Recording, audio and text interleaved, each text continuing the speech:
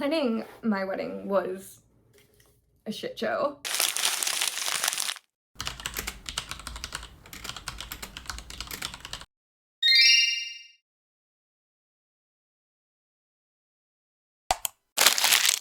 Hey guys, my name is Ellie. Thank you for coming back to my channel. And today I am going to talk wedding with you guys. I recently got married in October.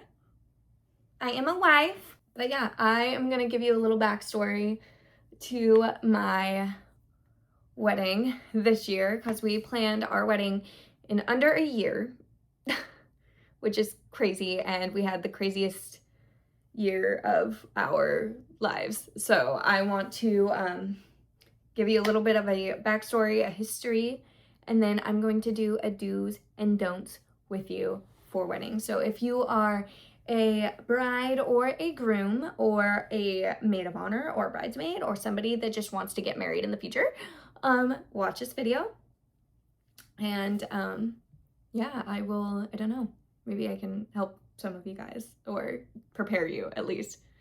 All right, so we will start back in January. I got engaged on January 17th. I was told by my husband that he had a super hard time planning to propose because for a while there, I really wanted to have my parents there whenever I got proposed to. I didn't have a great relationship with my biological parents, and I was just, I don't know, I felt it was super important that my adopted parents be there because it was such a big moment. I just wanted them to be there, and then my best friend, Skylar, as well. And there were some crazy things that happened and it didn't get to line up properly. And one of the things that I realized is don't get hung up on what you want for a proposal. I know that sounds crazy because I'm also a very type A, very OCD, very planny type of person, but it truly does not matter because in that moment, I mean, hold on, if you're a guy here, don't propose to her at like a Taco Bell or like, you know, something insane like that. But I don't know, just kind of let things happen and trust that your partner knows what's best. Obviously share your thoughts and opinions, but don't get too hung up on it. I don't know, I just think when it happens, it will mean so much no matter where it is or who is there to witness it. Yeah. So on January 17th, my boyfriend, the day before, hold on, I'm horrible at explaining stories, so you'll get used to this, but the day before, he took me out shopping, and I got a dress, and he was like, pick out a dress, like a dress you would want to get proposed to in. Here was my thought process. I thought he was going to propose to me on like Valentine's Day. I think I have a video of me predicting when he was going to propose. I gotta keep it quiet because my boyfriend's downstairs. Today is January 17th. I think it's the 17th. And it's 8:19 a.m. I think my boyfriend is planning to propose to me on Valentine's Day. But I want to explain why I think that. Yesterday he took me to go get a dress, okay? And we're going on a date today, but that's aside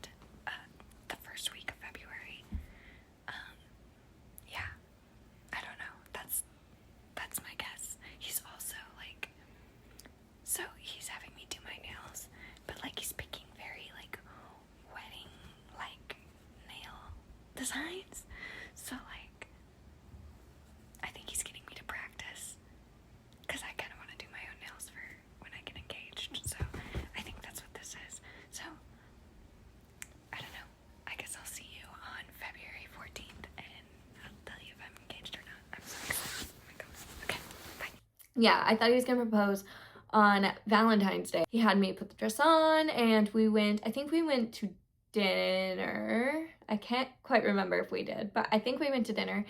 We went around to all the different places that meant something in our relationship, but it was the most perfect day. We spent all day just going to different spots that we had some sort of something happen in our relationship. And the day ended at the lake. And there's a little backstory to the lake, but the lake near us, our local lake. I was having a very rough time a few years ago. There was a lot going on. I was very sad, and the lake is somewhere that always makes me happy.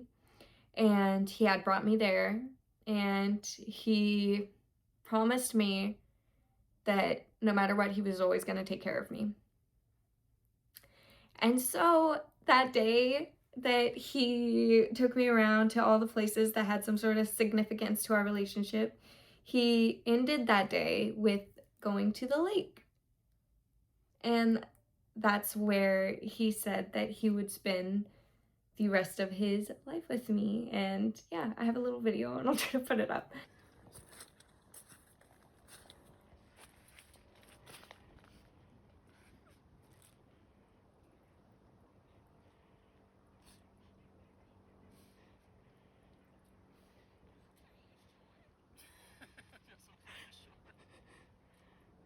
What an Ellie thing to say. Congratulations,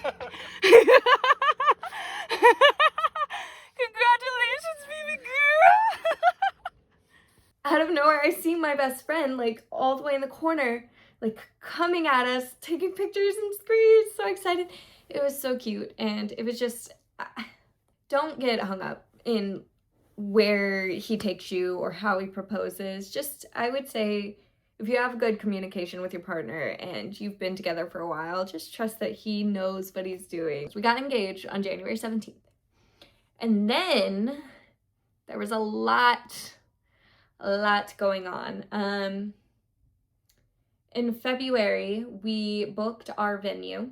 The day after I got engaged, I had picked out my wedding colors. I had picked out a rough idea of what day I wanted to get married. So the next step for me was looking for a venue.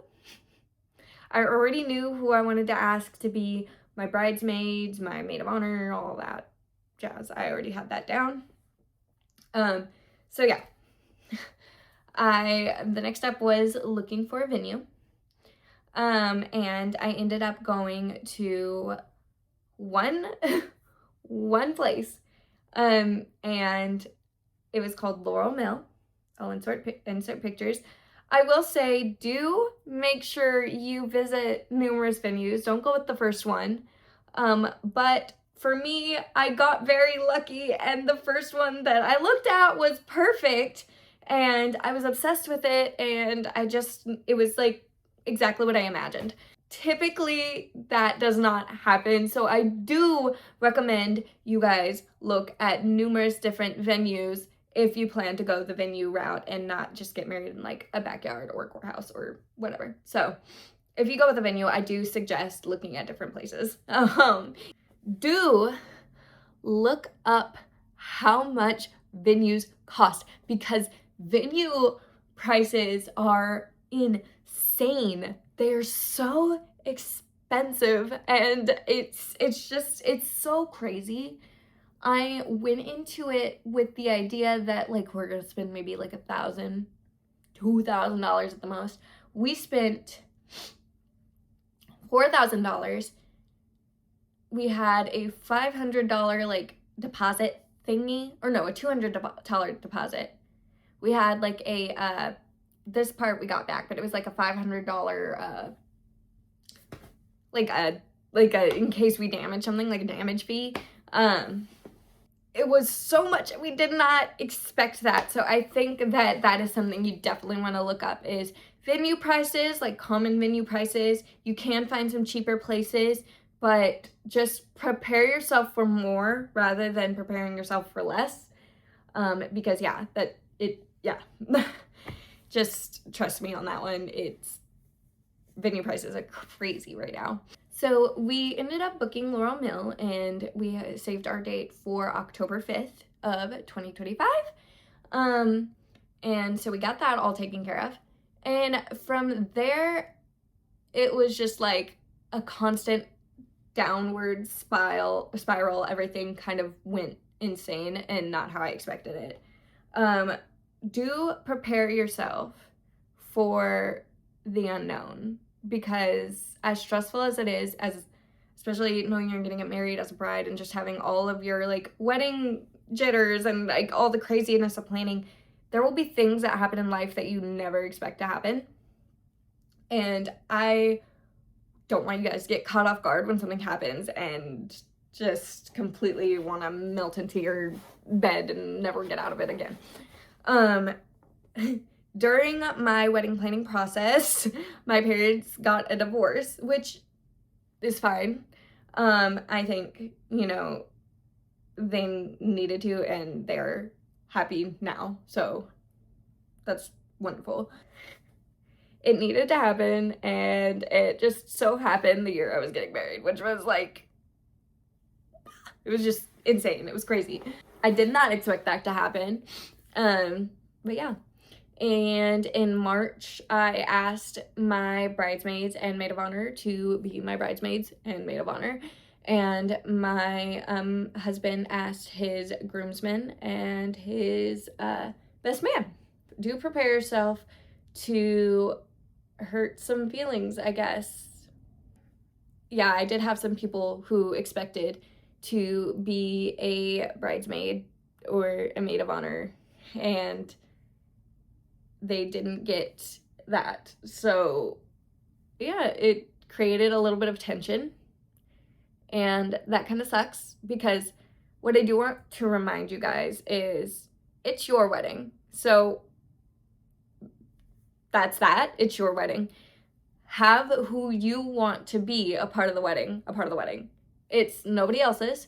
I don't care if I feel bad because you feel like you need to have like a family play a big part, or a family member play a big part, or a friend play a big part, and they don't get that big part. It is completely up to you. Rather you have a sister in your wedding, a brother in your wedding, your whoever, cousins, your best friends, your whoever. That is completely up to you to decide. And it's not anybody else's wedding. So I just want you guys to keep that in mind, because I really did struggle with that. I don't like hurting people's feelings, and it was really hard. And I do appreciate that this wedding gave me like perspective, I guess, on who really cares about you and loves you and, cares about your happiness and your stress levels and stuff. But yeah, I asked my best friend to be my maid of honor, and then I asked my other friends to be my bridesmaids. I asked them to do my hair and my makeup, and yeah, I would say also save money where you can. If you do have friends or family members or whoever that know how to do makeup or do hair, or you know how to do makeup yourself or hair yourself, take it upon yourself, because that is also a really big money saver. I owe my best friends the biggest thank you in the world. My best friend, Sky, she helped with hair. She also took initiative that day and was helping like put things where they go, and it was a whole thing. So, and then one of my friends, Reagan, they ended up doing my makeup, and they did amazing. I looked like a princess. I had my friend Carrie do she was like a bridesmaid and the officiant. So I also saved on an officiant because I had one of my friends officiate our wedding. My friends they are all hairstylists, so they were all kind of pitching in with hair and stuff. I had my friend Brittany do my hair. She did fantastic. It was perfect. It was everything I asked for. Do save money where you can. Then I decided to go ahead and book my photographer. I would say do splurge on a photographer. Do splurge on a photographer. If you splurge on anything, let it be the photographer. We splurged on a photographer, and her name is Iva, and she did phenomenal. She took the most beautiful pictures, and I can't wait to get them all printed out and hung up everywhere. They were everything I asked for. I was literally like, can you take pictures of me with my book? Which is insane, but I'm obsessed with reading. I love books, and yeah, I was able to send her ideas that I had, and she sent me her ideas, and it was just perfect. And she gave so much direction. Everything was so perfect. So also, if you're looking for a photographer, go follow Iva. I will put her up here somewhere. She is phenomenal. This is kind of, a lot of people do splurge on this. Don't splurge on a videographer. We recorded everything on my phone. Literally everything on my phone. Phones off ceremony. And we had my phone just out in the corner, just filming the whole ceremony, and it was so perfect. It was everything I wanted. It felt so real. It was just perfect. And then we had so many people throwing my phone around and just filming this reception and everything. So we did get a lot of really cool videos. I don't know, I wouldn't worry about paying for a videographer personally, but do splurge on a DJ. We hired, oh my goodness, the best DJ ever. I swear. He was so cool. First off, he was so freaking cool. He was dressed to the tens. He was like perfect. He was so fun.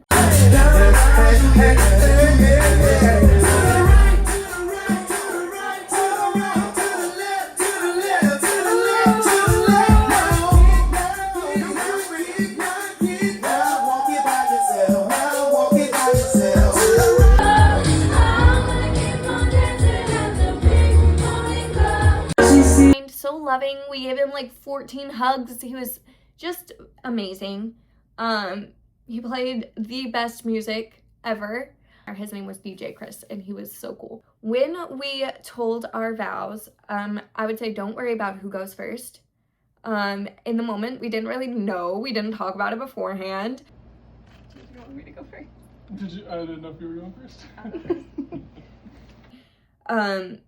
Yeah, we had like a first touch where we like, there was like a door or like a corner of a wall in between us, and we held hands, and so he couldn't see me in my dress. Do prepare yourself to cry your eyes out. I was like so prepared. I could have read you my vows bottom to top, backwards, upside down. I could have read them to you without looking at the paper. It was like I had practiced my smile for the pictures. I had practiced everything, and I ended up crying on my paper because I was sobbing reading them. I had to take breaks. I had a sniffly nose. Dear Isaiah, the day we met,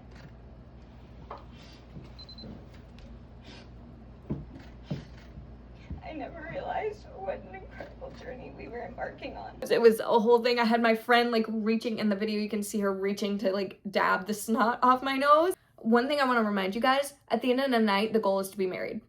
That's your goal. Your goal is to go be husband and wife.